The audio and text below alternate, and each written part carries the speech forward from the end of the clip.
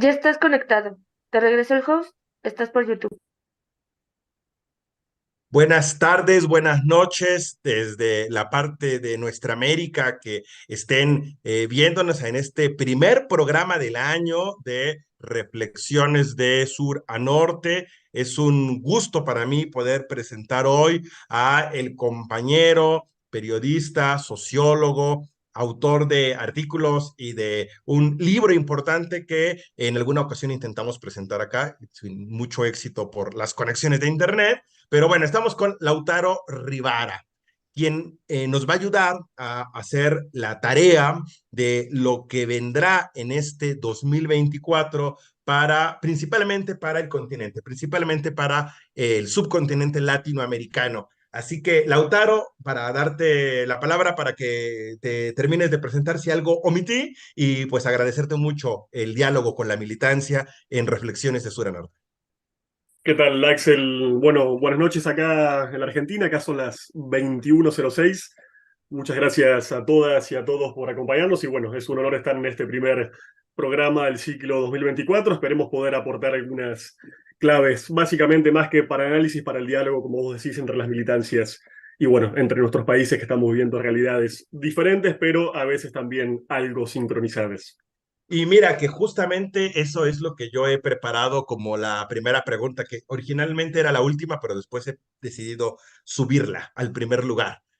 Porque justamente estamos viviendo dos paradigmas polares en América Latina, en los gobiernos de América Latina, y yo me atrevería a decir, tal vez haciendo un brochazo muy gordo, que uno de esos paradigmas está en México y el otro está en Argentina.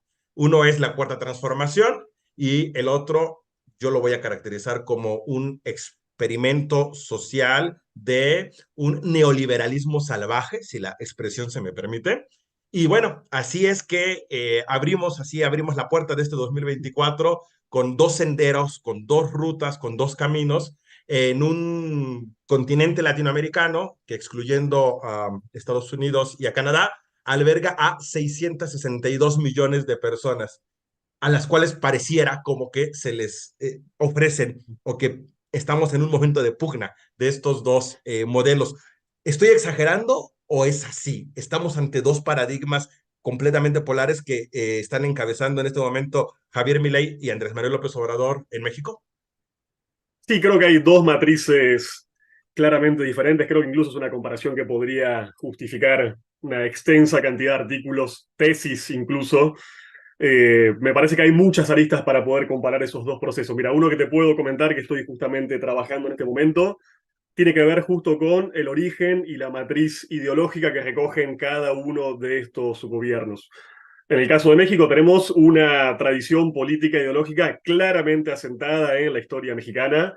La propia noción de cuarta transformación implica colocar al gobierno de AMLO y de la 4T en un extenso ciclo histórico que reconoce momentos y coyunturas políticos revolucionarias, la existencia de grandes figuras, caudillos y liderazgos, y también ideas propias, pensamiento propio, mexicano en ese caso, y por supuesto latinoamericano y caribeño.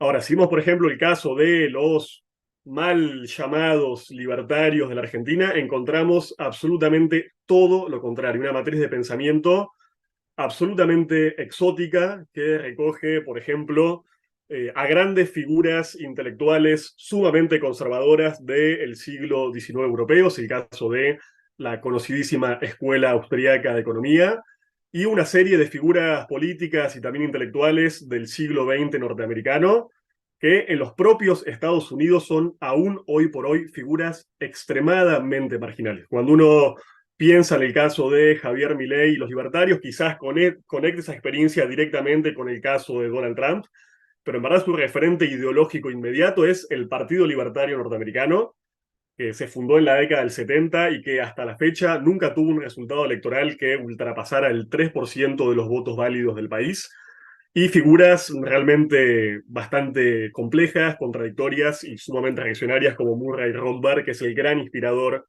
de esta especie de encuentro populista de las extremas derechas que van a articular una serie de sentidos y sujetos un poco más ampliados. Entonces, ya en esa dimensión estrictamente ideológica, el contrapunto no podría ser más notorio y manifiesto. Si vamos, por ejemplo, a la dimensión geopolítica de esta comparación, vamos a ver a un gobierno de la 4T, un presidente como AMLO, muy comprometido con la agenda latinoamericana y caribeña, incidiendo con un rol protagónico en la activación de diferentes mecanismos de integración continental, es el caso notable de la CELAC, y teniendo una mediación diplomática, en algunos casos, incluso vital para salvar procesos e incluso la vida de dirigentes. Fue el caso de la recepción, por ejemplo, de Evo Morales en México durante el golpe de Estado en el año 2019. En cambio, en la Argentina lo estamos viendo una velocidad pasmosa, un realineamiento absoluto con el eje de poder norteamericano e israelí, que está llevando a que, por ejemplo, el gobierno de Javier Milei se esté peleando de manera frontal y bajo criterios absolutamente ideológicos con sus dos principales socios comerciales, que son ni más ni menos que Brasil, el gigante sudamericano, y la República Popular China. Por ejemplo, poniendo en debate la cuestión de la soberanía argentina de Malvinas, vinculándose con Taiwán y una serie de hitos realmente muy nefastos que marcan, insisto, esta especie de desacople de Argentina respecto del escenario latinoamericano y un realineamiento no solamente complejo y conservador, sino incluso absolutamente extemporáneo, ¿no? Una especie de realineamiento como si este bloque occidental de poder estuviera en su mejor momento y no en un declive hegemónico muy notable como el que estamos viendo. Te digo dos clivajes, pero insisto, ¿no? Es una comparación que podríamos realmente extender a través de muchísimas más aristas. Bueno, y pues para ir particularizando y ir haciendo un planeo, un sobrevuelo sobre este continente, del cual yo anticipadamente pido una disculpa porque seguramente que dejaremos realidades, países, fenómenos fuera, pero no podemos desaprovechar la oportunidad de preguntarte sobre Argentina. Y lo primero que quería preguntarte es, ¿en qué medida crees que lo que pasa en Argentina en este 2024 determine también una agenda regional respecto a otros países de Sudamérica, con los cuales directamente lo que pasa en Argentina influye, por ejemplo, en las políticas de comercio y en otros lugares, por poner un ejemplo, México, en donde quizá la influencia de la balanza comercial no sea tan grande, pero definitivamente que como nunca se habla hoy en México de lo que pasa en Argentina. No hay día que los noticiarios no nos traigan las noticias de allá, cosa que, déjame decirte, y tú estuviste acá hace poco, es completamente atípico. Sí, sí, te iba a comentar de hecho eso, incluso aquí nos están acompañando, comentarle que estuve hace poco tiempo en México y me sorprendió la cantidad de veces que Argentina era enunciada como un modelo o como una especie de contramodelo más bien, lo cual incluso para mí como periodista, como militante popular argentino fue algo bastante triste, ¿no? Pasar de ser una referencia internacional en materia de derechos humanos, por ejemplo, por el juicio a las juntas de la última dictadura cívico-militar argentina, un paradigma de derechos y de juicio, de memoria, de verdad, de justicia que se expandió a nivel global, a ser ahora una especie de referente de las ultraderechas, no solamente continentales, sino también globales, porque vimos que, por ejemplo, Vox en España o el trumpismo en Estados Unidos están siguiendo con mucha atención y acompañando casi con devoción a la figura de Javier Milei a la Argentina. Yo creo que hasta este momento la derecha podía jactarse de una gran figura carismática y de un gobierno con éxito relativo, lo digo en términos de lo que la derecha considera un paradigma exitoso, que era el caso de Nayib Bukele en El Salvador. Pero bueno, claramente la relevancia, el peso geopolítico específico de El Salvador es mucho más limitado y mucho más moderado. Así que creo que ahora la derecha ha encontrado una especie de modelo de adalid del libre mercado, del liberalismo extremo, en un país un poco más grande, de mayor densidad geopolítica, lo cual le sirve, digamos, para empezar a vender a ese modelo, incluso estimular el surgimiento de lo que ya se empieza a llamar el Milei de tal o cual país, cosa que he escuchado, insisto, en varias naciones, por lo menos de Sudamérica. No sé si ha sido el caso de Centroamérica, si ha pasado en México o el Caribe, pero en Sudamérica ya se empieza a hablar de quién es la figura que sería el Milei de tal país, como hace pocos años hablábamos del Bolsonaro de Argentina o el Bolsonaro de Chile. Entonces creo que ese hecho es ya bastante significativo.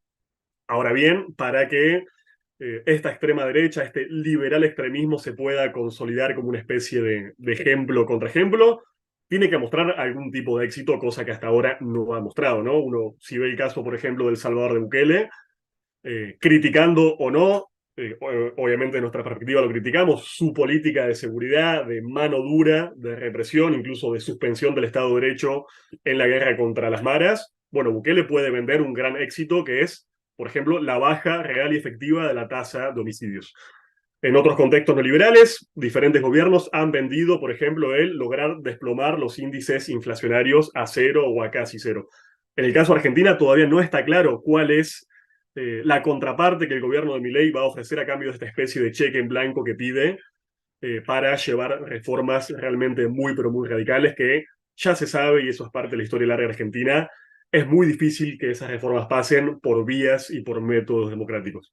Digo, en apenas algunas pocas semanas de gobierno ya estamos viendo un presidente que está prácticamente licenciando las funciones del Congreso de la República, que está impulsando leyes claramente violatorias de todos los paradigmas de derechos humanos y hostigando y persiguiendo a militantes y dirigentes populares, incluso algunos gravemente amenazados de muerte. Entonces, insisto, creo que estamos en un momento todavía muy prematuro quizás para hacer balances un poco más de fondos, pero bueno, sin duda hay una derecha que está expectante a nivel de América Latina y a nivel global porque busca que de alguna forma Milei pueda hacer lo que, no sé, Menem fue en la década del 90 aquí, lo que quizás Salinas de Gortari fue también en México, o algunos otros grandes exponentes del neoliberalismo de América Latina y el Caribe. Sí, a riesgo de que quizá nos concentráramos mucho en Argentina, pero es Ujú. que no podemos dejar de concentrarnos por lo que explicábamos desde el primer gran brochazo que dimos en esta introducción. Sí me gustaría que le explicáramos a la militancia mexicana y, bueno, y de todos los lugares en donde nos están escuchando y viendo ahora, qué es la ley ómnibus que pretende Javier Milei, porque podemos hacer un listado de algunas de las leyes que está tratando de modificar, pero a mí me da la impresión de que es tanto y es tan grande que perdemos la perspectiva justamente de la dimensión de lo que está pasando, porque justamente nos quedamos en uno o otro detalle que dan para mucho y que tienen su propia historia y que nos remonta hasta la época de la dictadura, si queremos nosotros, pero esto a veces también nos hace perder la perspectiva de que eso es una cosa entre un gran paquete, no sé ni cómo llamarle, no sé si hay palabra, creo que por eso usaron justamente la palabra de ómnibus, que es una metáfora. Así que quizá dando algunos ejemplos y pensando en personas que te escuchan de todas las partes del continente, ¿cómo lo podríamos explicar? Bien, la ley, en verdad hay dos cosas diferentes, ¿no? que tenemos que diferenciar, aunque se han impulsado de manera paralela. Primero, el gobierno de Milei impulsó lo que se llama aquí un DNU, un decreto de necesidad y urgencia. Es decir, una serie de modificaciones legislativas que se impulsan a nivel ejecutivo. Evidentemente, el DNU, como su nombre lo indica, implica que haya una necesidad y una urgencia que justifique sacar esas leyes por vía ejecutiva y no por su tratamiento habitual, que sería por vía parlamentaria. En nuestro caso, en Argentina, tenemos dos cámaras, diputados y senadores, que deberían tratar esas leyes.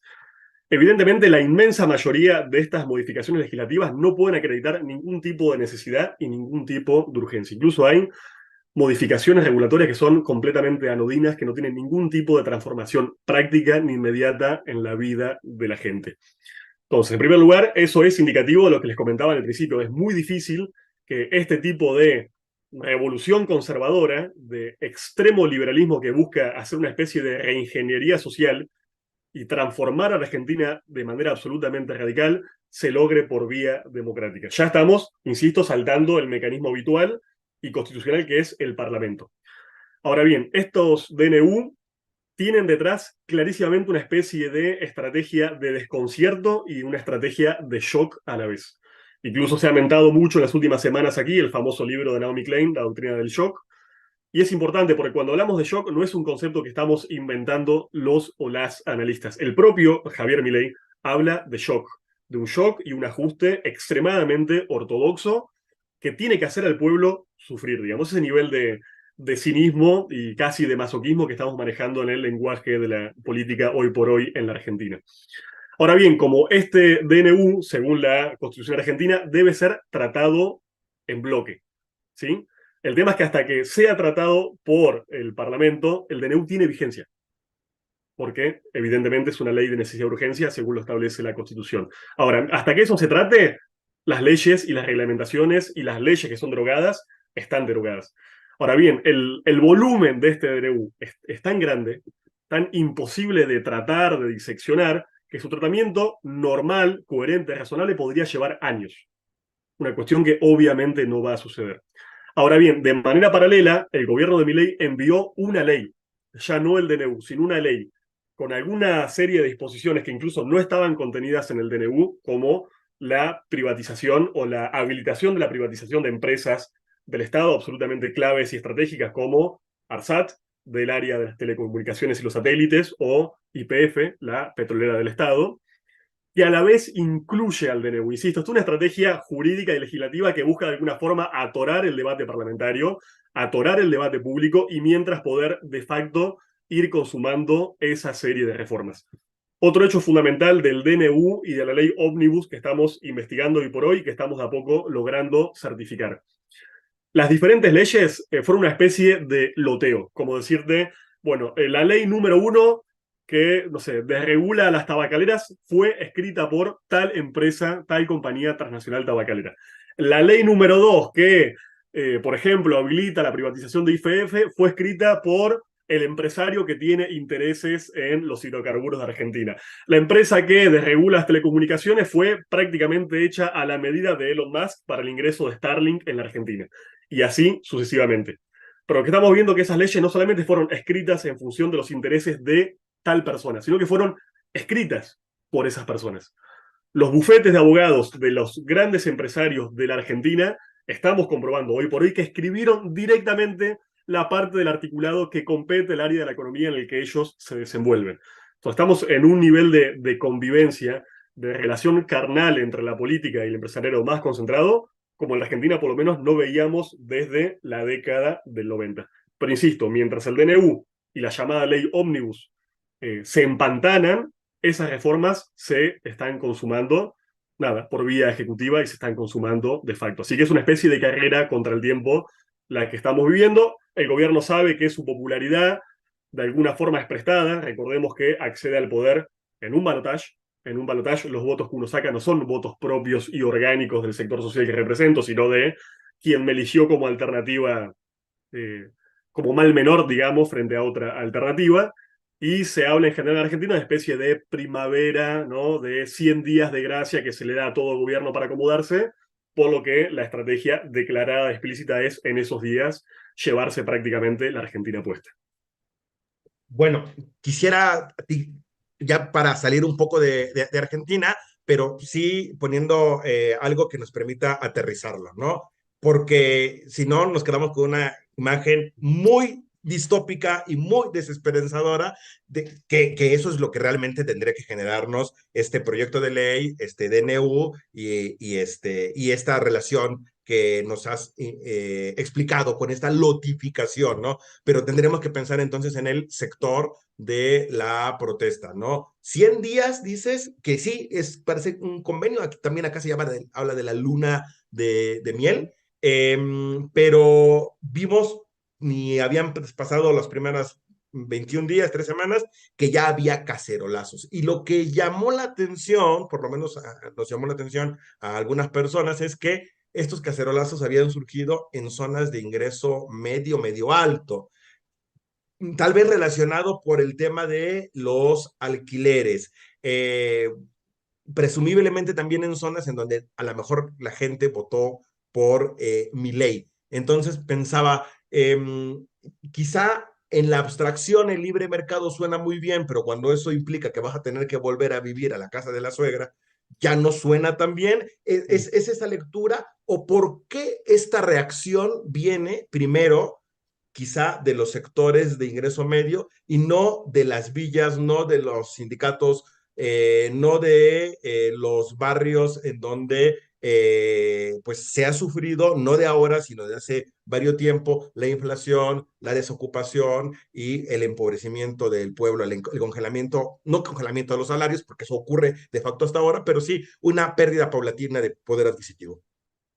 Mira, es una muy buena pregunta, Axel. Yo te la respondería con dos aristas diferentes. La primera es que evidentemente los sectores medios y medios bajos están siendo y van a ser los sectores más castigados en lo inmediato por las políticas de extrema apertura y de extrema liberalización de Milei.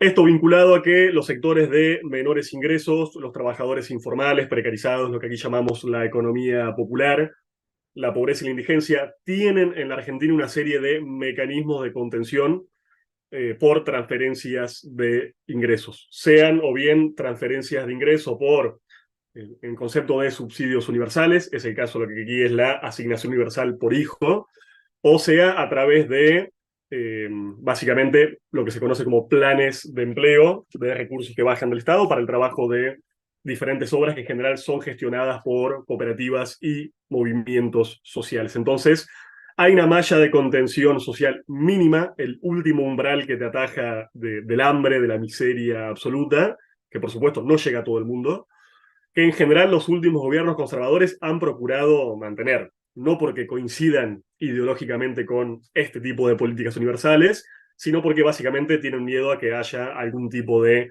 explosión social o movimiento social muy revulsivo, como el que tuvimos hace apenas, ahora parece una eternidad, hace apenas 23 años en la Argentina con lo que fue el estallido del 19-20 de diciembre del 2001. Esa memoria reciente de la Argentina todavía está bastante marcada en las propias clases dominantes. Entonces, esas mallas de contención seguramente por el momento todavía no se quiten.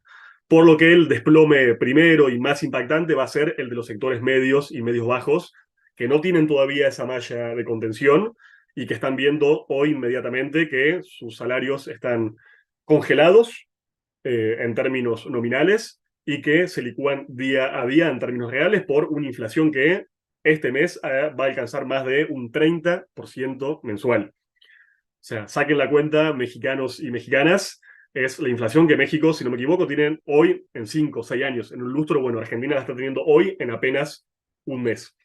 Si a eso sumamos, por ejemplo, la eliminación de una serie de subsidios masivos a las tarifas, a los combustibles y demás, el paquete es explosivo y va a implicar un desplazamiento masivo de sectores medios y medios bajos que van de alguna forma a nivelarse por lo bajo con los sectores más excluidos y empobrecidos, con una apuesta además explícita de este gobierno de aumentar el desempleo, un desempleo que hoy es bajo, es, si se quiere, nuestro único indicador económico relativamente positivo, pero que se busca aumentar de forma explícita y taxativa para disciplinar básicamente a las clases trabajadoras que van a caerse de alguna forma varios peldaños sociales. El otro motivo quizás de por qué estas primeras movilizaciones tuvieron, yo igual lo matizaría un poco porque también hubo cacerolazos en algunas ciudades populares del conurbano bonaerense, por ejemplo, quizás porque estos sectores medios tienen una vía de expresión política un poco más directa y una participación política quizás más inorgánica que los propende a ir a la calle en términos de personas o de familias simplemente enojadas. Algo que ancla, insisto, con nuestra memoria reciente del 2001, mientras que otros sectores, el movimiento obrero organizado, los movimientos sociales, tienen una especie de movilización social más orgánica, más colectiva, más organizada, entonces depende de que ciertos procesos colectivos y ciertas direcciones asuman la estrategia de la movilización, algo que por supuesto se está discutiendo. Ya tenemos pautado un paro nacional general de la CGT, la principal central sindical de Argentina, para el mes de enero, algo inédito que un gobierno enfrente un paro general en su primer mes de gobierno. Muchas gracias. Mira, tenemos aquí un comentario de Mónica que está en esta misma sala virtual que dice, quería completar que el DNS y la ley Ómnibus establecen la posibilidad de que mi ley tenga decisión absoluta sobre todos los actos de gobierno durante 2 años, prorrogables por otros 2, es decir, el mandato completo. Una autocracia, pues, y está muy relacionada con esta última pregunta de este bloque dedicado justamente a Argentina, en donde también, bueno, lo quiero relacionar con lo que decías de no es lo mismo la votación que tuvo Milei en la primera vuelta que en una segunda vuelta, un balotaje como la conocen allá, ¿no? Porque ahora también, aparte de estas medidas autocráticas, en donde pudiera parecer que Milei dice el Estado soy yo, el gobierno soy yo, todos los poderes soy yo, perdón por la caricaturización, pero es lo primero que se me viene a la cabeza cuando veo esto, pero también tiene una fuerte medida de represión hacia el movimiento social. Se propone criminalizar la protesta social.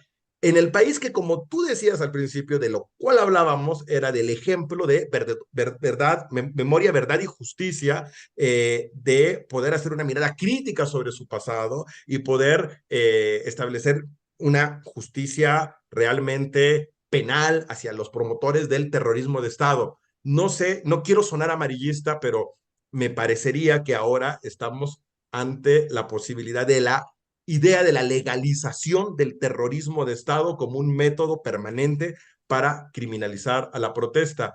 Esto, entre todo esto que nos estás platicando, ¿qué impacto está teniendo? ¿Cuál es tu valoración sobre esta especie de vacuna al movimiento social que está promoviendo el gobierno de Villarroel y de Javier Milei? Bueno, yo creo que esa dimensión de la ofensiva tiene varias dimensiones. Una, se podría pensar que es más bien ideológica, cuasi historiográfica, que tiene que ver con desarmar los consensos históricos básicos en torno a qué fue la última dictadura cívico-militar de la Argentina. Consensos que, como no pasó en ningún otro país del continente, llegaron a hacerse realmente muy populares y muy masivos en nuestro país. O sea, consensos de que lo que hubo en Argentina fue terrorismo de Estado. De lo que hubo fue guerra sucia, que existieron miles y decenas de miles de asesinados y desaparecidos por su ideología política. Bueno, ya hay una ofensiva para, de alguna forma, desarmar esos consensos en los que la figura vicepresidencial, perdón, Victoria Villarruel, tiene un rol absolutamente fundamental, en tanto ella es hija de un general, de una figura militar muy destacada que peleó la guerra de Malvinas, de una familia de represores y genocidas, que está básicamente desde su organización no gubernamental, de alguna forma, introduciendo un debate muy lateral y muy complejo, que es el de lo que ella llama las víctimas, las otras víctimas, que serían, desde su mirada, las de las organizaciones político-militares.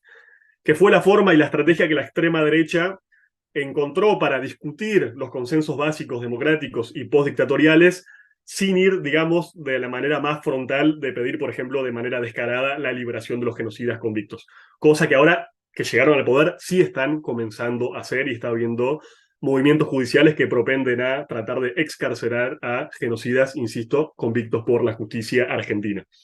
Entonces, esos consensos son un plano de la ofensiva. La otra es el plano estrictamente jurídico represivo. Ya la ministra de Seguridad, que era otra candidata presidencial, y que hoy es ministra de Seguridad, Patricia Bullrich, ha impulsado un protocolo antipiquetes, como se llama. Aquí en Argentina los piquetes son los cortes de calle, básicamente, propiciados por las movilizaciones, que prohíben movilizarse por la vía pública y implican que uno tiene que movilizarse, por ejemplo, por las veredas, cuando, como ustedes saben, en Argentina una marcha normal, modesta, puede tener 20.000 personas, 30.000 personas, y una grande puede tener 200.000, 300.000 personas, lo cual es absolutamente ridículo, y que implica una serie de penas y castigos e incluso multas para los movimientos sociales que se movilicen por su derecho. Evidentemente esto es la otra cara de la serie de reformas extremadamente neoliberales que el gobierno está impulsando.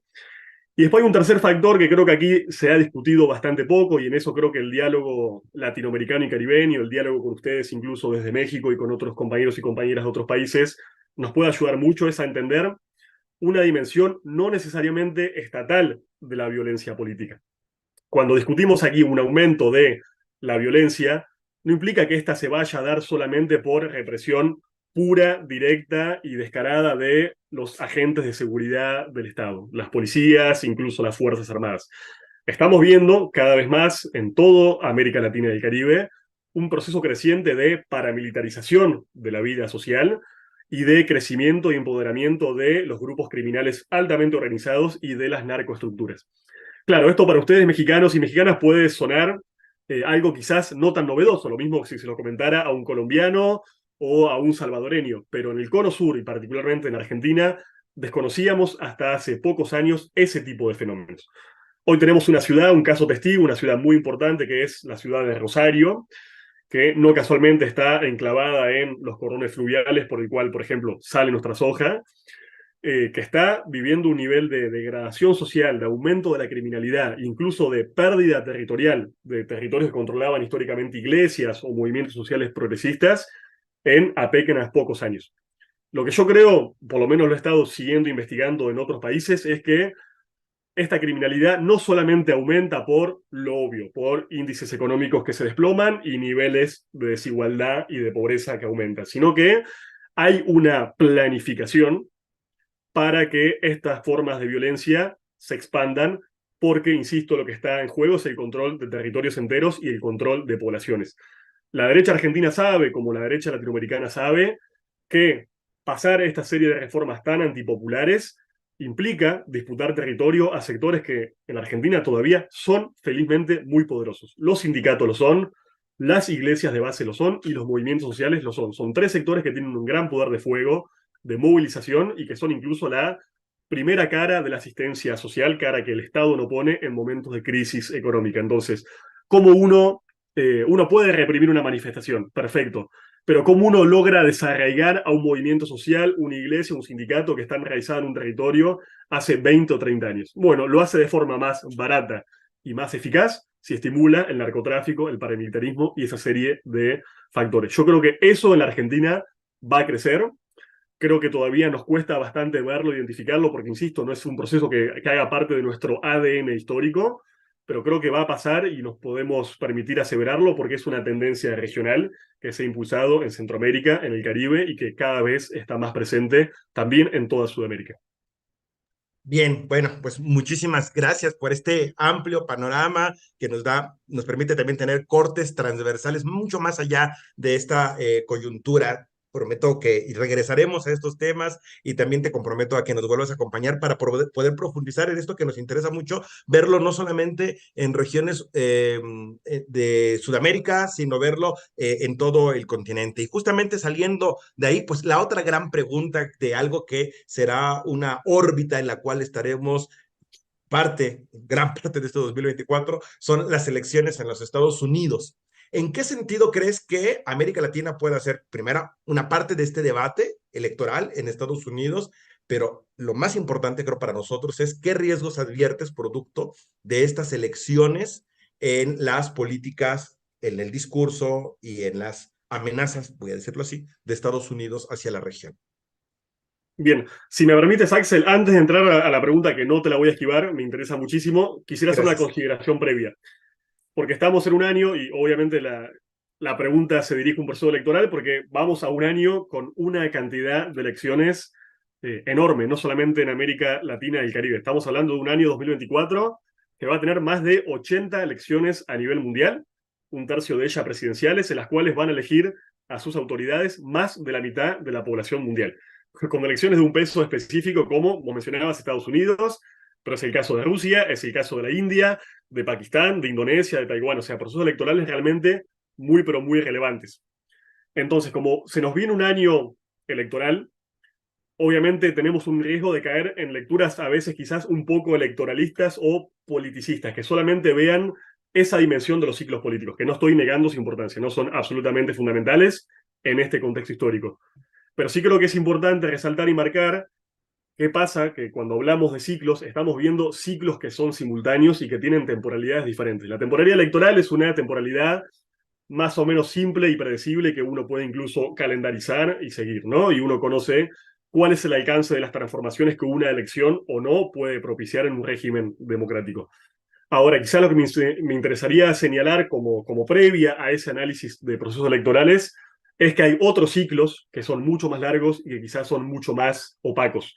Yo les mencionaba uno, hay un ciclo claro de cambio de la geopolítica del narcotráfico y de las estructuras, de las narcoestructuras y los grupos paramilitares en toda la región. Lo estamos viendo con países que hasta ayer nomás eran países muy pacíficos, como es el caso de Ecuador, hoy absolutamente convulsionados por un ciclo del narcotráfico que en vez de subir empezó a bajar para exportar drogas vía Atlántico y vía Pacífico, usando como corredores a países que antes no eran parte de los corredores de la droga. Con paradojas muy grandes. Eso puede ser hoy, por ejemplo, muy nocivo para Ecuador, pero puede ser relativamente positivo para Colombia, porque ya hay flujos de la coca que están siguiendo otras rutas que no atraviesan el territorio nacional, más allá de que Colombia sigue siendo un gran productor de coca. Tenemos también, y obviamente lo de Milei es indicativo de eso, un ciclo de radicalización de las derechas latinoamericanas, caribeñas y por supuesto a nivel global, que es incluso más largo que el ciclo de revanchas electorales que esta derecha está teniendo en los últimos años en la región. Tenemos también un ciclo económico, creo que obviamente con altas y bajas, con países que han hecho mejor las cosas y otros que estamos en un debe muy grande, pero un ciclo más o menos caracterizado por niveles de crecimiento económico muy bajos o directamente de estancamiento y en general con altos índices de inflación, entre altos y exorbitantes, como es el caso, por ejemplo, de la Argentina. Pero creo que tenemos también, y eso nos falta un poquito afinar lápiz, y este podría ser un buen espacio para discutirlo, un ciclo particular de la movilización social, callejera, de los movimientos, de los sindicatos, de los partidos, comunidades indígenas, afro, que creo que de alguna forma teníamos más o menos mapeada hasta el año 2019. Si recuerdan, fue el último gran punto de epicentro, con un continente convulsionado en prácticamente todas sus latitudes, con una meseta muy extraña que fue la de la pandemia, que evidentemente recluyó todo y entre ello a la movilización social. Y hoy le pondría un gran signo de pregunta a este 2024, ¿qué va a pasar con ese factor de poder? Que es absolutamente insoslayable para comprender un ciclo. Digo, no podríamos entender el primer ciclo progresista de América Latina si no pensamos que antes de gobiernos populares hubo estallidos neoliberales de masa. Bueno, ¿qué va a pasar en este año? Creo que, insisto, tiene que tener el mapa electoral por un lado, pero también ese gran signo de pregunta de qué pasa con la movilización social. Con los Estados Unidos creo que ahí hay una paradoja que tiene que ver con que, y eso quizás puede ser algo no tan del sentido común, pero bueno, el impacto de Estados Unidos, de sus gobiernos, de sus orientaciones de política exterior, no son exactamente idénticos en todos los países de América Latina y el Caribe.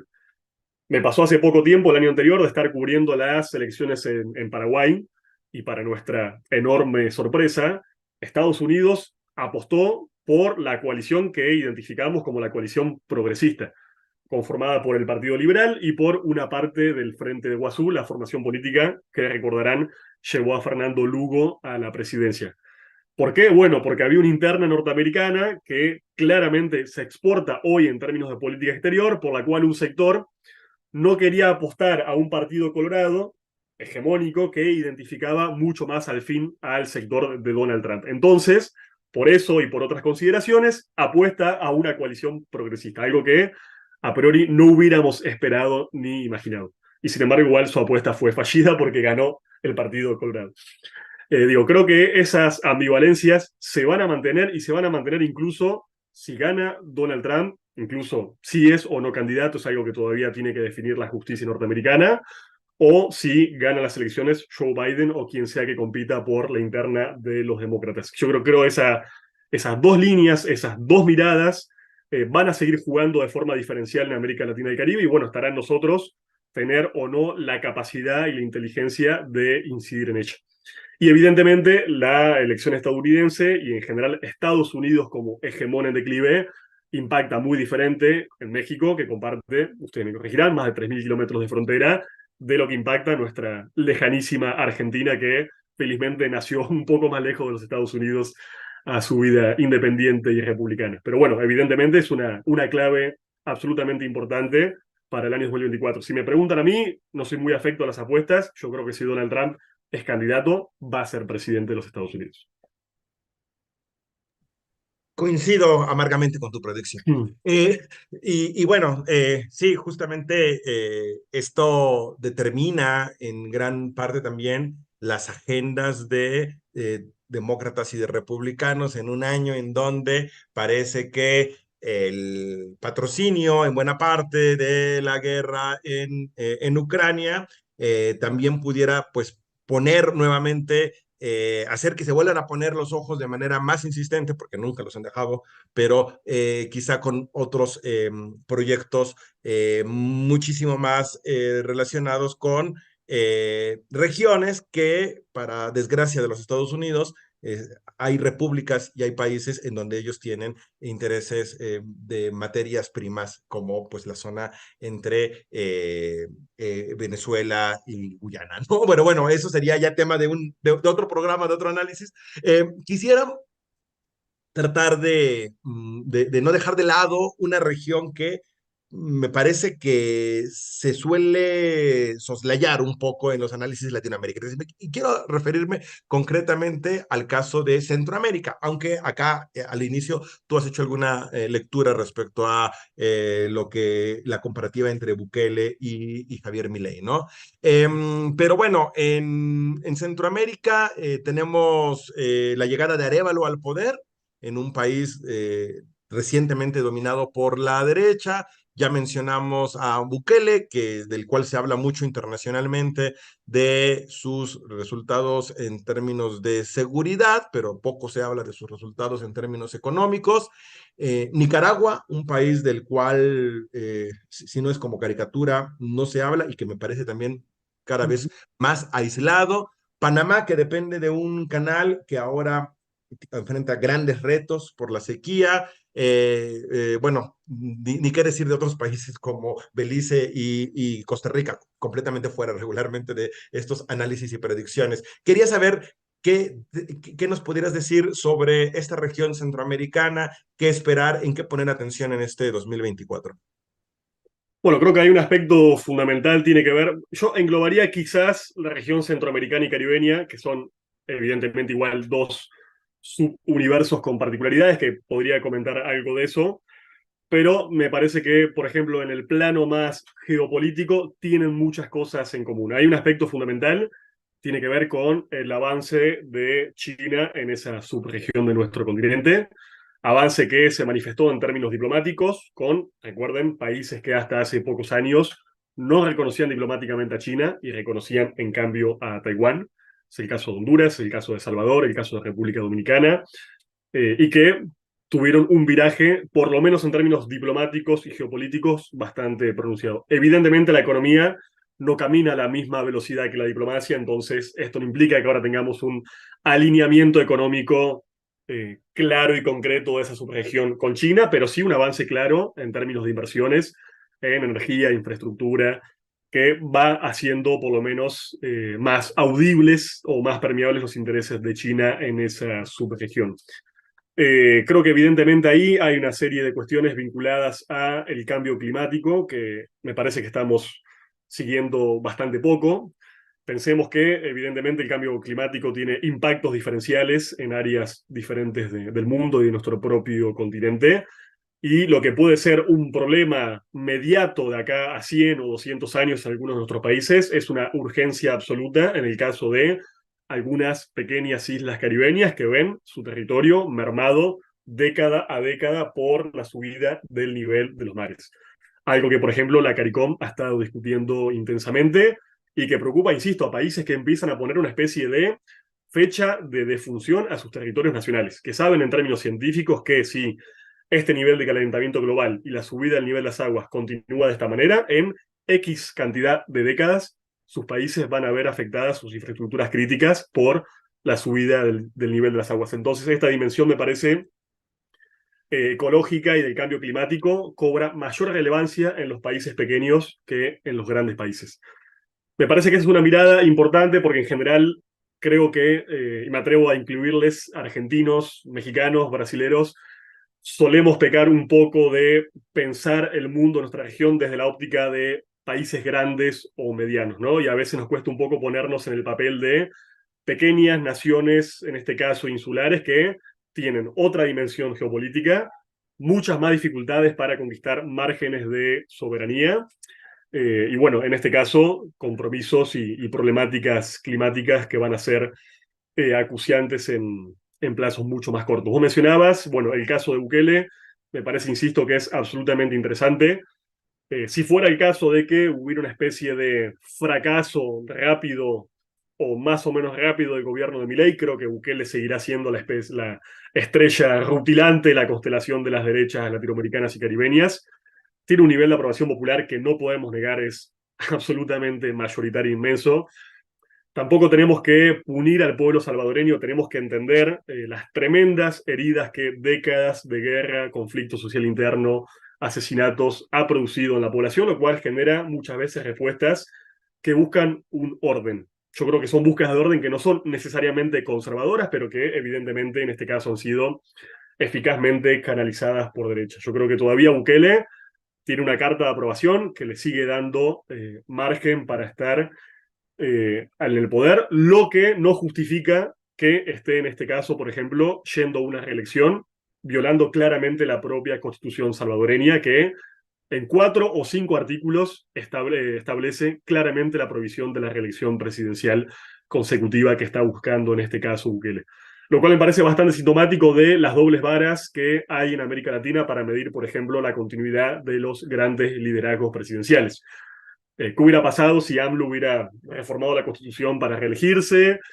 Ahora ya empiezan claramente a intentar contener que Petro no se reelija, lo cual es legal, pero que ya implicaría que se consolida como un tirano y que va a ser el Maduro de Colombia, cuando, insisto, El Salvador, en este caso Bukele, se reelige de forma flagrantemente anticonstitucional y en general los sectores presuntamente liberales y republicanos del continente hasta la fecha no han dicho absolutamente nada. Entonces hay claramente una doble vara en ese caso.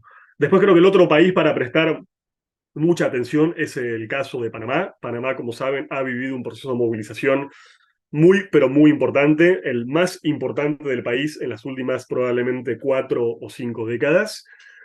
Proceso que ha implicado una serie de avances concretos en las reivindicaciones que impulsaba el movimiento social salvadoreño, pero que, y esto es, me parece, otro dato de este nuevo momento del ciclo histórico latinoamericano, las movilizaciones progresivas o progresistas no necesariamente son capitalizadas por gobiernos o candidaturas progresistas. Esto lo vimos, por ejemplo, en Ecuador, en donde después de un paro indígena popular masivo llega al poder un exponente del capital más concentrado como el banquero Guillermo Lasso, o en el caso de Chile, en donde después de la movilización más grande de la historia del país y una especie de tortuoso camino de girar en redondo, los chilenos estuvieron hace poquitas semanas votando, afortunadamente, en contra de un proyecto de constitución que era más conservador incluso que la constitución de Pinochet. Entonces, insisto, protesta social y movilización popular no implica necesariamente una canalización electoral progresiva, y de hecho es probable que hoy, si son las elecciones en Panamá hoy, faltan algunos meses, el candidato que gane es un candidato absolutamente conservador. Entonces,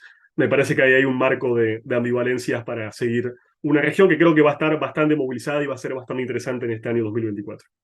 Sé también que tienes algunos análisis específicos sobre el tema de Haití. Bueno, quisiera agrupar para también no abusar mucho de tu tiempo. Para las personas que no saben, pues es mucho más tarde en Argentina. Es un día de la larguísimo periodo vacacional de enero en Argentina y aparte es cumpleaños de Lautaro, por lo cual le agradezco doblemente que esté en este momento con nosotros. Pero bueno, quisiera que habláramos un poco de esta región del Caribe. Prácticamente no podemos excluir el tema de Cuba, que más allá de estos factores transversales, históricos que atraviesa, cuando se habla de la migración cubana, se habla siempre de el drama del éxodo, pero no se está hablando también tanto de lo que está pasando con un país que se ha despoblado. Sobre todo de juventudes, ¿no? Entonces, por una parte, que analicemos qué poner atención en el caso cubano y algo que has estudiado particularmente, que es el caso haitiano,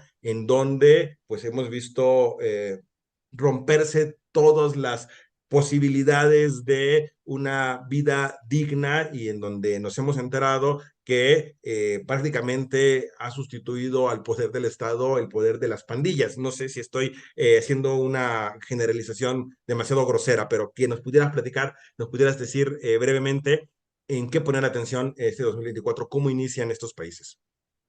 Bueno, ahí para ser bastante esquemático, creo que en el Caribe insular puntualmente, tenemos países en ciclos evolutivos, por así decirlos, en ciclos involutivos y procesos más o menos congelados, ¿no? Es obviamente una metáfora porque nada se congela en términos históricos.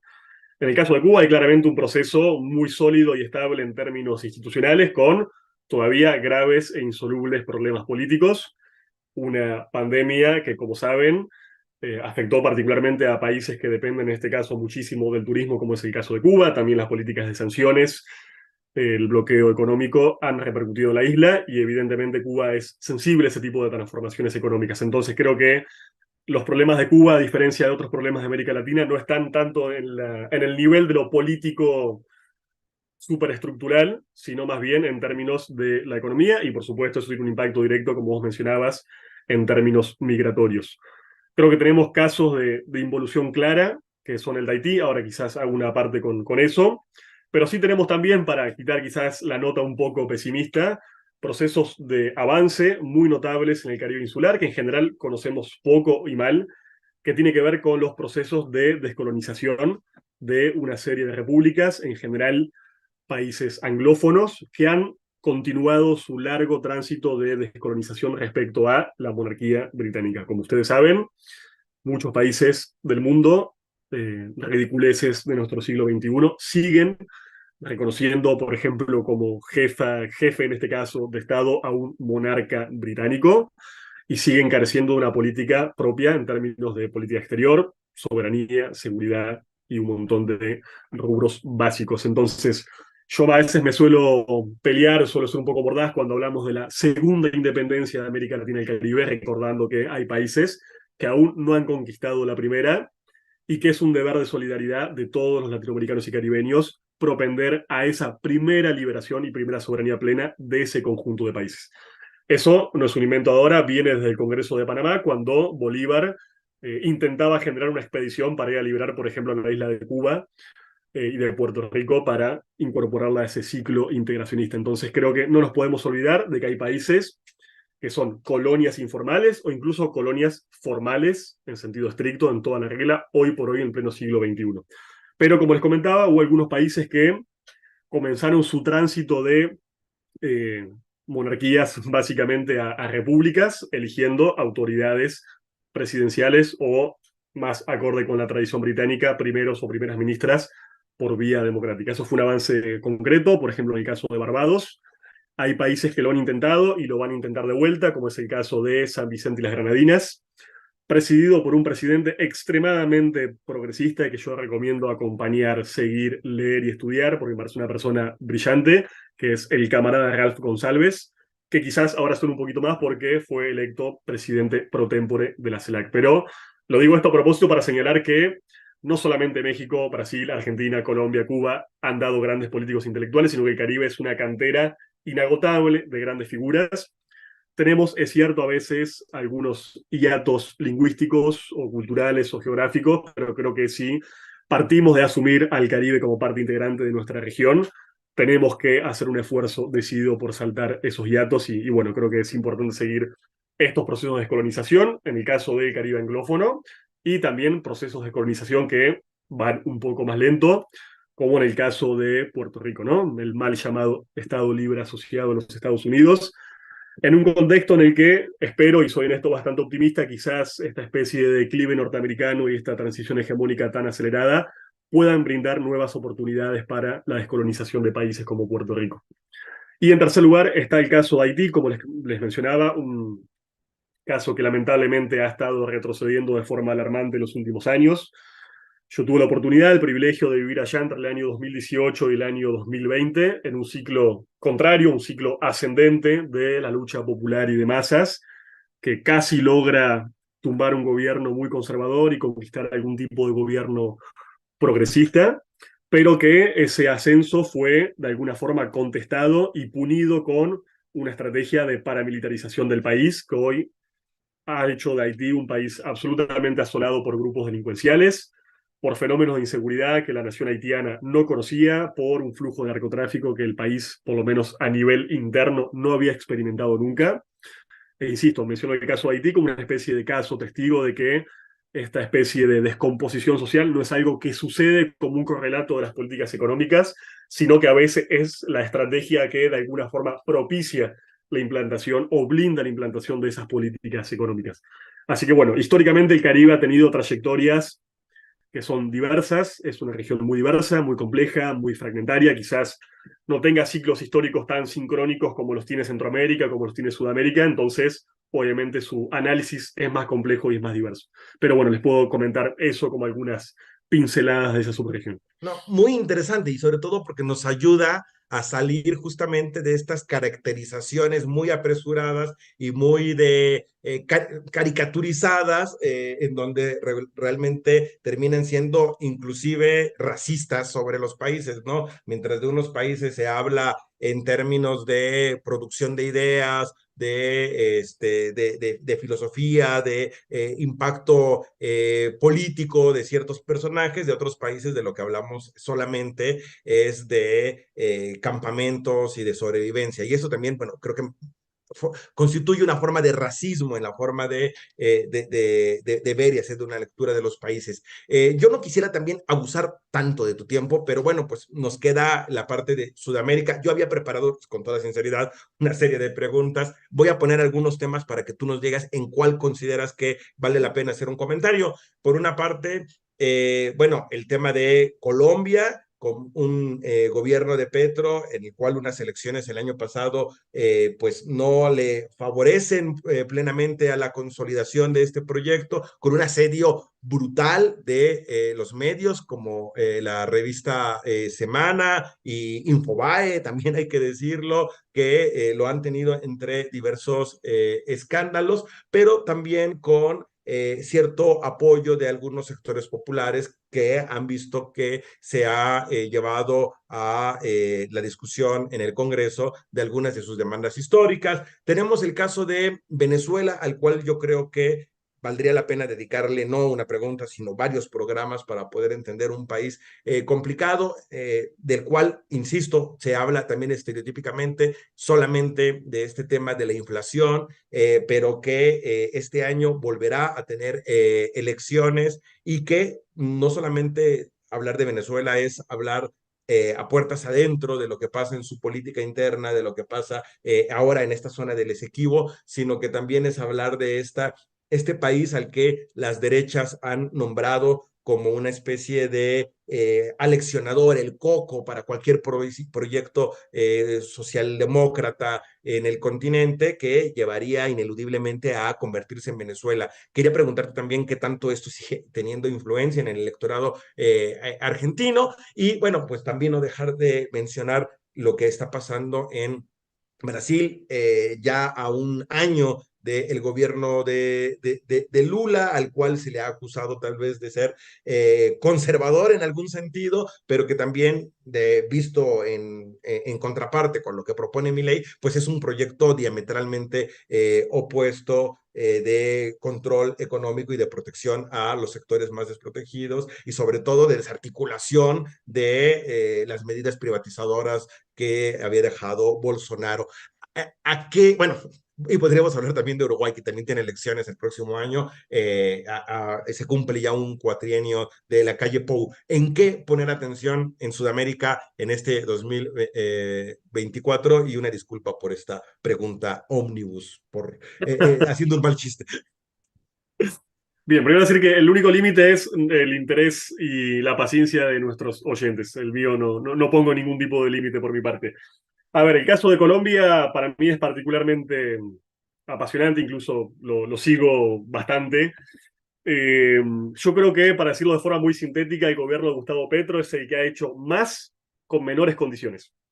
Me explico, digamos. En ningún gobierno de esta segunda ola progresista enfrentaba un contexto histórico, político, geopolítico tan hostil como es el caso de la emergencia de, recuerden, un ex líder guerrillero que llegó a la presidencia del país más alineado en términos de política militarista de la OTAN de los últimos 50 años. O sea, pensemos que la OEA se fundó en Bogotá y que las élites colombianas desde hace 70 años siguen la doctrina de la estrella polar, ¿no? Siempre mirar hacia el norte. Y evidentemente Colombia ha sido esta especie de pivote estratégico de la política de militarización, no solamente de Colombia, sino de todo el subcontinente. Entonces, que llegar un gobierno progresista a Colombia no implica lo mismo que llegar un gobierno progresista a un país como la Argentina o Chile o Uruguay, etcétera, etcétera.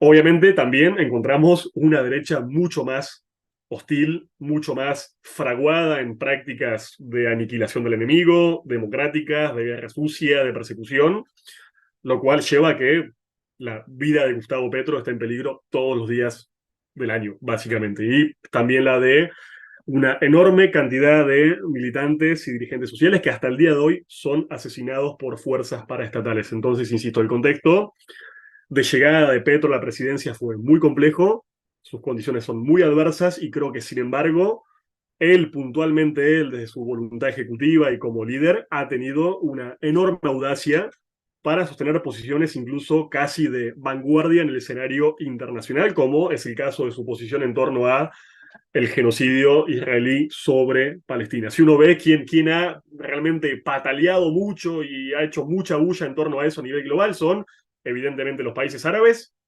y Gustavo Petro en Colombia. Entonces creo que eso tiene un valor de por sí. Obviamente hay una dimensión de la política exterior, en cuyo caso, insisto, creo que Petro ha jugado un rol absolutamente audaz y progresivo, y una serie de reformas internas que van caminando a una velocidad más lenta, en tanto son torpedeadas por el Poder Judicial, las derechas, con ciertos conatos de movilización, etcétera, etcétera. Pero creo que, por lo menos mi balance personal, hasta el momento es bastante positivo en términos de política de tierras, de política sanitaria, de los debates, por ejemplo, de la reforma del trabajo. Y sí creo que como América Latina y el Caribe quizás hemos estado un poco por debajo de nuestros deberes de solidaridad en torno a Colombia, por lo que Colombia implica como proceso de paz regional.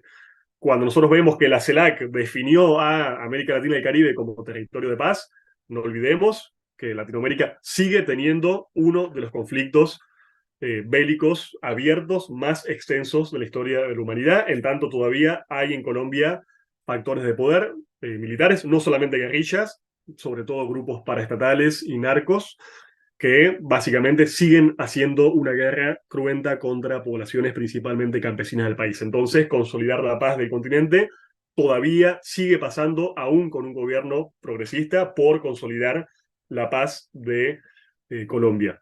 Eso me parece sobre la cápita de Colombia. Sobre el caso de Venezuela, daría para también debates muy, pero muy extensos. Creo que lo que decís, Axel, es importante porque lo peor que podemos hacer es convalidar que de alguna forma Venezuela es una especie de tabú culposo de las izquierdas latinoamericanas. Lo peor que podemos hacer en torno a Venezuela es no discutirla. Yo incluso prefiero discutir con compañeros y compañeras con las cuales pueda tener desde matices hasta grandes diferencias en torno a la ponderación de ese proceso histórico y puntualmente del gobierno de Maduro, que convalidar ese lugar culposo en el cual no lo discutimos, porque la derecha ha hecho de manera exitosa de Venezuela justamente eso, un tabú, algo que no podemos discutir. Porque queda mal, porque no corresponde, porque hay contradicciones. Creo que quizás este ciclo electoral venezolano sea una buena excusa para que el continente se vuelva a reconectar con Venezuela, vaya a Venezuela, acompañe las elecciones, tome el pulso social de cómo está el país en términos sociales y económicos y hagamos todos y tengamos todos este año un balance actualizado de qué está pasando realmente en Venezuela, más allá de las mitologías, sean las de la derecha o las de la izquierda. Creo que este año nos va a dar una oportunidad para testear eso. Yo creo que igual va a haber una victoria más o menos cómoda de la candidatura seguramente de Nicolás Maduro.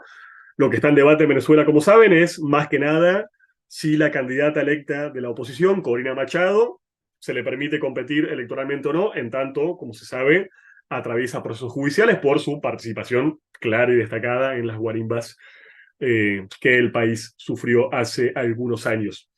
Y bueno, caso de Brasil también, se nos iría muy extenso. Yo también tengo una lectura de que es un proceso que está avanzando en términos más bien cautos.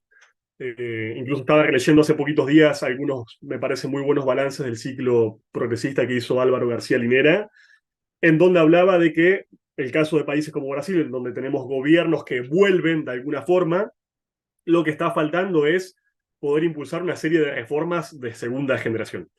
Digo, no es el caso de países como México o de Colombia, donde viven su primer ciclo progresista. En el caso de Brasil, un programa económico que de alguna forma se agotó por su cumplimiento.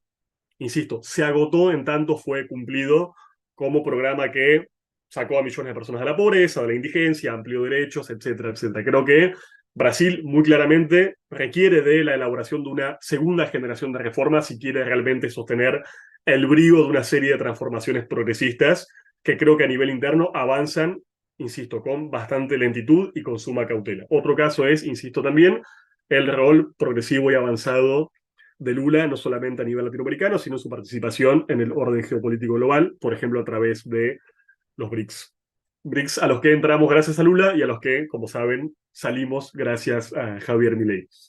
Y el caso Uruguay también, insisto, sería muy largo de detallar, por lo menos comentarles quizás a la audiencia que, hablando con analistas y militantes de allá, hay expectativas y optimismo razonable en torno al regreso al poder del Frente Amplio. Se lee, en general se acuerdan que hay un desgaste bastante pronunciado del gobierno de la calle Pou, que como saben ha sido sacudido por varios innumerables escándalos de corrupción y de todo tipo. Entonces hay una expectativa bastante importante de que llegue al poder el Frente Amplio. Obviamente hay, antes que nada, que dirimir una interna entre las dos grandes candidaturas que disputan la precandidatura del Frente Amplio, que son la de la intendenta de Montevideo y la del intendente de la localidad de Canelones. Eso para no atiborrar de información y datos. No, pues extraordinario, porque nos pones el énfasis en algunos aspectos que hay que detenernos y que nos permite también, no solamente, como decías hace un momento, ¿no? Detenernos en los calendarios electorales, que eso lo podemos hacer con una visita a Wikipedia, sino tener un análisis más transversal sobre no solamente el qué, sino el por qué y el para qué. Quisiera yo ya cerrando, ahora sí, en respeto a que allá son las 10 de la noche ya, ¿no? Que nos dijeras, a ver, muchas veces nosotros acá analizamos la 4T, el proceso de transformación que hemos denominado 4T, el obradorismo, el humanismo mexicano, que ahora se está discutiendo como un nombre para darle a este movimiento, partido movimiento, que al mismo tiempo no hemos querido perder esta característica de movimiento para no perder justamente la dialéctica de las transformaciones, pero lo analizamos todos los días a partir de la guerra mediática que vivimos en el día a día. Por ponerte un ejemplo, las últimas semanas hemos combatido la idea de que se hizo un gasolinazo, aumentaron los precios de las gasolinas, que se está López Obrador robando el dinero de las pensiones, y eso por hablarte de las cosas que aparecen en los grandes medios y no en las cadenas de los chats. Y al mismo tiempo estamos metidos en un proceso de una campaña en donde pues todos los días estamos pendientes de lo que va pasando en términos electorales, en las preguntas y las respuestas entre las dos precandidatas todavía, la de la derecha y la de nuestro movimiento. ¿Cómo se ve a la distancia la cuarta transformación? Aprovechando estos análisis que has hecho justamente transversales de quitando el foco y ampliando la mirada para poder ver regionalmente, cómo poder entender esto que también da origen al tema de este programa, la 4T y su influencia en la América Latina. Mira, yo creo que tenemos todavía, y ya cumpliendo 6 años del gobierno de Andrés Manuel López Obrador, un conocimiento muy limitado de la política de la 4T a nivel doméstico. Por cuestiones obvias, ha sido más visible y más conocida la política exterior de México, que además, digo una verdad de perogrullo, hace parte de una política incluso estatal, ¿no? De larga tradición histórica, que no solamente hace parte de la existencia o no de un gobierno progresista. Creo que los avances y contradicciones a nivel interno todavía, me parece a mí, son poco conocidos en América Latina y el Caribe. Creo sí que hay una importancia relativa del proceso de la 4T en nuestro contexto que tiene que ver hoy, por ejemplo, con algo tan básico como su estabilidad y su previsibilidad. Estamos en un contexto de ciclos históricos cortos y vertiginosos, ¿no? A mí me gusta usar la metáfora, si alguno se ha vinculado a la música, del metrónomo, este instrumento con la aguja que marca el tiempo, ¿no? Cuando el metrónomo acelera su tiempo, el ciclo de la aguja se vuelve cada vez más corto. Bueno, estamos en ese ciclo histórico. Los ciclos duran poco, los gobiernos duran poco. Si yo lo tenía notado por acá, desde el 2019 hasta acá, 17 de 19 elecciones fueron ganadas por la oposición. Eso es claramente una tendencia que atraviesa el conjunto del espectro político.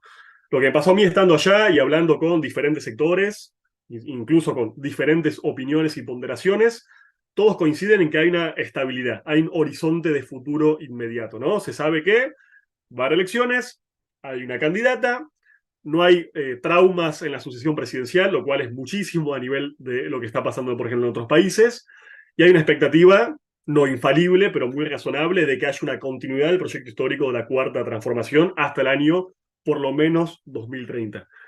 Eso, se los digo desde aquí, mexicanos y mexicanas, en este contexto es un montón.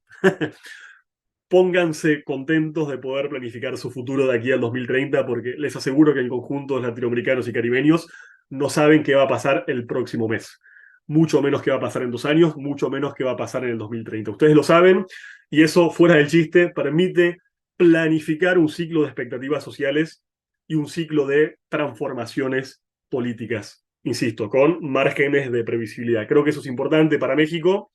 Creo que eso es absolutamente vital para América Latina y el Caribe, porque veníamos analizando una especie de segundo ciclo progresista que parece que haber terminado antes de que se haya completado, porque ya estamos hablando con Milei que es de la segunda ola conservadora. Bueno, ya estamos medio enredados en términos de la metáfora, pero hay en el caso de México una continuidad clara, y creo que México es de alguna forma para la segunda ola lo que de alguna forma Venezuela fue para la primera, esa especie de bastión que uno sabía que mal, mejor, con avance, iba a estar ahí, lo cual, insisto, no es cosa menor para el horizonte de expectativas de otros pueblos, otras naciones, otros movimientos.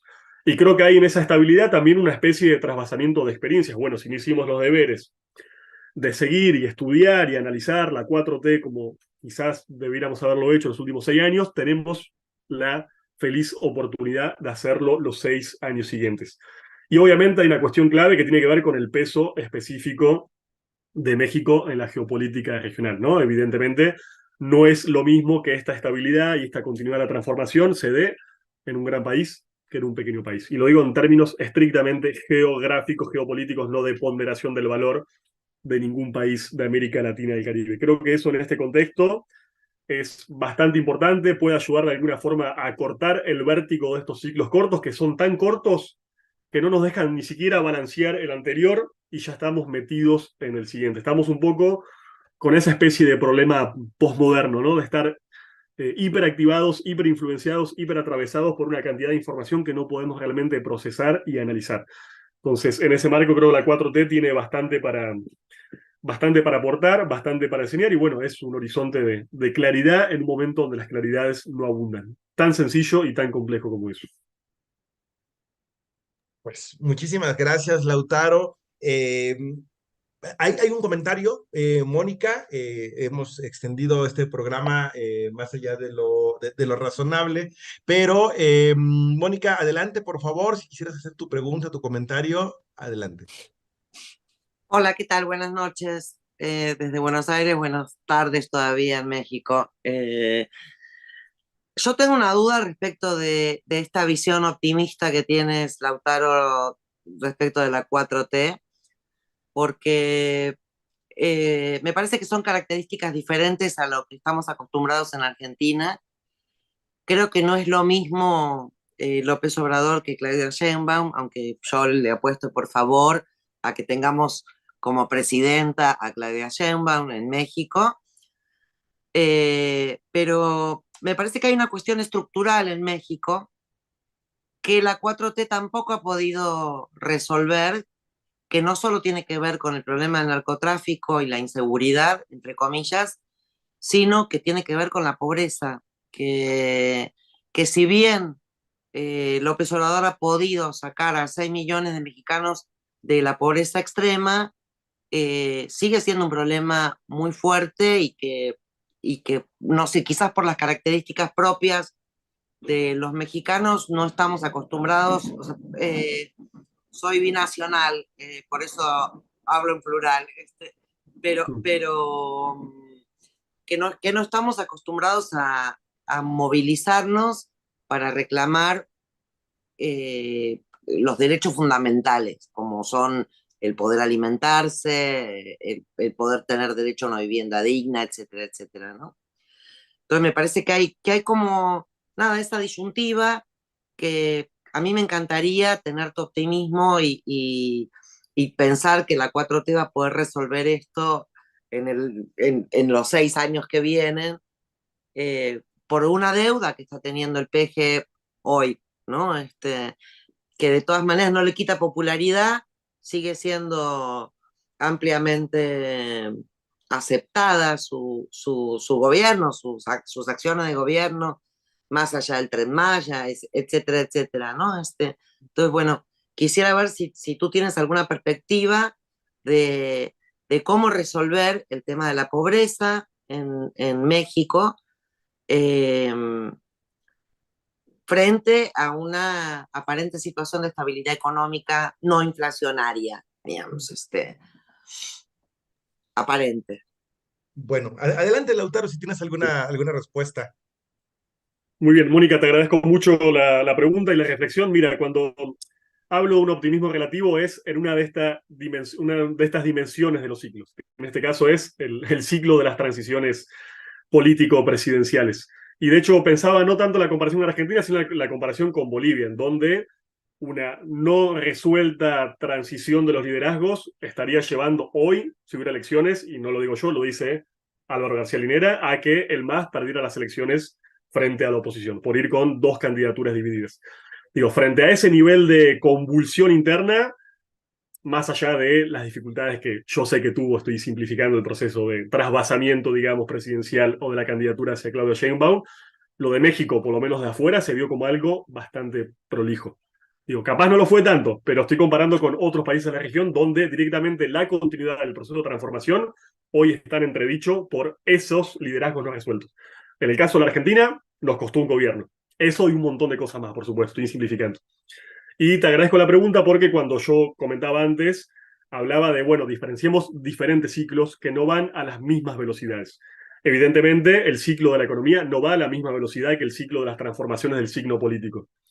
Yo sé algo que detesto en términos de análisis y hasta me gustaría titular así mi intervención es contra la ilusión cartográfica. ¿Qué es la ilusión cartográfica? Esta idea de que pintamos países en el mapa, de rosa o de rojo, de lo que nos guste, ¿no? Y decimos, uy, mirá, casi toda Latinoamérica, no sé, parece que es un soviet porque está todo pintado de rojo. Bueno, eso es una ilusión cartográfica y no explica nada del fondo de las transformaciones sociales y económicas. Vos marcabas la dimensión económica muy bien. Si yo tuviera que sintetizar el primer ciclo progresista en América Latina, diría que, ¿qué fue, en pocas palabras? 70 millones de personas fuera de la pobreza, 10 millones de personas fuera de la indigencia, el coeficiente de desigualdad de Gini que bajó del 0,54 al 0,48 y una ampliación de derechos en términos civiles, incluso constitucionales, nacionalizaciones. Puedo decir muchas cosas más, pero es una síntesis muy apretada. Bueno, yo quisiera ponderar esta segunda ola o los gobiernos de la segunda ola bajo a parámetros semejantes. Creo que son obviamente parámetros fundamentales, lo de la transformación económica de la realidad. Creo que es justo juzgar a los gobiernos en base a esas dimensiones que son las fundamentales y las que el día de mañana van a garantizar o no la continuidad de los proyectos de cambio. Donde este programa se agotó o no se cumplió o no se reemplazó por otro, bueno, la penalización electoral fue muy clara. Porque es verdad, perdimos gobiernos por vía golpista y ese sería otro capítulo de hablar del nuevo Plan Cóndor que asola América Latina y el Caribe, pero también perdimos, y hay que hacerse cargo, procesos por vía electoral, por haber hecho mal las cosas. Entonces, creo que las dos dimensiones caminan juntas, no siempre con la misma sincronicidad, digamos, o no con la que quisiéramos. Bueno, pues ha sido realmente una jornada de reflexión muy profunda. Cada uno de estos temas serían el tema de un seminario. De hecho, ya mi imaginación está volando para ver cómo nos podemos poner en contacto para realmente armar este seminario y poder justamente salir de estas ilusiones cartográficas que de repente también nos hacen llevarnos chascos no cartográficos, sino esos chascos sí no son en la representación borgiana de un mapa, sino sí ocurren en la realidad, ¿no? Y después todo el mundo nos hacemos los sorprendidos.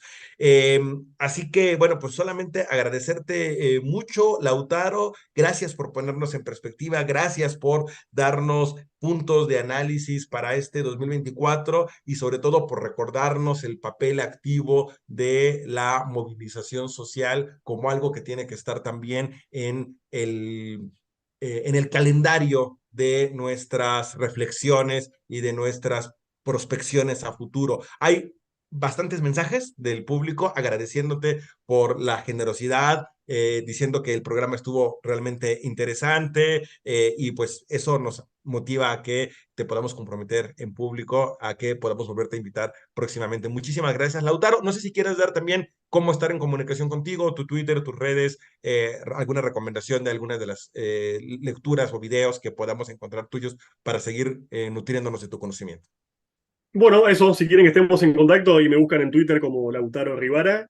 Lo mismo YouTube, tengo ahí algún canalito con algunas cosas subidas y si no, todo lo que escribo en general lo sistematizo en una página que es todoslospuentes.com. Todoslospuentes.com, ahí simplemente ordeno lo que publico de forma dispersa por la globosfera. Así que bueno, muy agradecido, un honor haber participado aquí.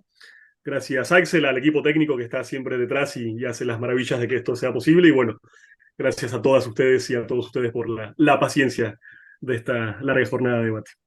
Bueno, esto fue Reflexiones de Sur a Norte del Instituto Nacional de Formación Política de Morena. Buenas noches, muchas gracias y hasta el próximo lunes.